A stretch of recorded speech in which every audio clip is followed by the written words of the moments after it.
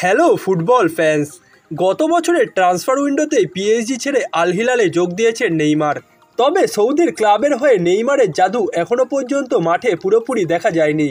গত বছরের অক্টোবরে ব্রাজিলের হয়ে বিশ্বকাপ বাছাই পর্বের ম্যাচে উরুগুয়ের বিপক্ষে খেলতে নেমে চোট পেয়েছেন নেইমার। সেই গুরুতর চোটের কারণে নেইমারকে সার্জারিও করাতে হয়েছে, যা তাকে লম্বা সময়ের জন্য মাঠের বাইরে ছিটকে দিয়েছে। কিন্তু দীর্ঘ 9 মাস মাঠের বাইরে থাকার পর আবারও মাঠে ফিরতে শুরু করেছেন নেইমার। জানা গেছে পুরোপুরি ফিটনেস ফিরে পেতে কাজ শুরু করেছেন তিনি। নেইমার এবং তার বর্তমান ক্লাব আল হিলাল সামাজিক যোগাযোগ মাধ্যমে বেশ কিছু তার ছবি ও ভিডিও প্রকাশ করেছে, যেখানে ব্রাজিলিয়ান তারকাকে আবারও অনুশীলন করতে দেখা গেছে। ট্রেনারের সঙ্গে জিমেও ওয়েটলিফটিং করতে দেখা গেছে নেইমারকে, যেখানে চোটের জায়গায় কোনো ধরনের অস্বস্তি বোধ করতে দেখা যায়নি নেইমারকে।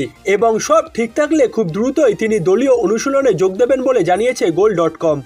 তবে পূর্ণদমে অনুশীলন শুরু করলেও নেইমারের ম্যাচ ফিটনেস ফিরে পেতে সেপ্টেম্বর পর্যন্ত সময় লাগবে। এ সময়ের মধ্যে প্রাক মৌসুম প্রস্তুতির 3টি, সৌদি প্রো লিগে 2টি ও সৌদি সুপার কাপে সেমিফাইনাল খেলবে আল হিলাল। এই 6 ম্যাচে নেইমারকে পাওয়ার কোনো সম্ভাবনা নেই। ধারণা করা হচ্ছে আগামী 13 সেপ্টেম্বর আল রিয়াদের বিপক্ষের ম্যাচ দিয়ে সৌদি প্রো লিগে পুনরায় খেলতে নামবেন নেইমার।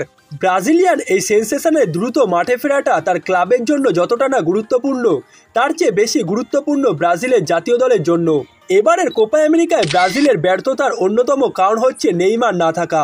এর আগে 2021 সালের কোপা আমেরিকার ফাইনাল পর্যন্ত খেলেছিল ব্রাজিল, যার অন্যতম কারণ ছিলেন নেইমার। তবে এবারের আসরের শুরু থেকে নেইমার না থাকার কারণে ব্রাজিলকে জয়ের জন্য বড় সমস্যার সম্মুখীন হতে হয়েছে। সত্যি কথা বলতে গেলে বর্তমানে ব্রাজিল দলে একাধিক তরুণ খেলোয়াড়রা আছেন, যারা কিনা ক্লাবের জার্সিতে অসাধারণ পারফরমেন্স করেন। তবে তারা এখনও পর্যন্ত ব্রাজিলের জার্সিতে নেইমারের জায়গাটা পূরণ করতে পারেননি, না তো ভবিষ্যতে পারবেন। জাতীয় দলের জার্সিতে নেইমার নিজেকে এক অনন্য উচ্চতায় নিয়ে গেছে।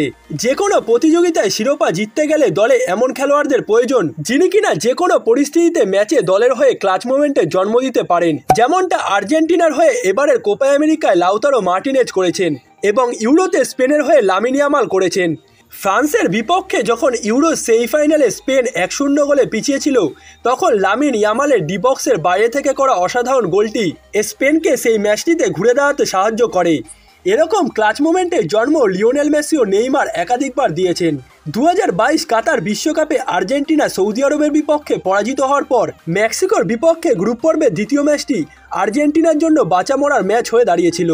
যে ম্যাচটিতে লিওনেল মেসি ডি বক্সের বাইরে থেকে অসাধারণ গোলটি করার মাধ্যমেই আর্জেন্টিনার হয়ে ক্লাচ মোমেন্টে জন্ম দিয়েছেন।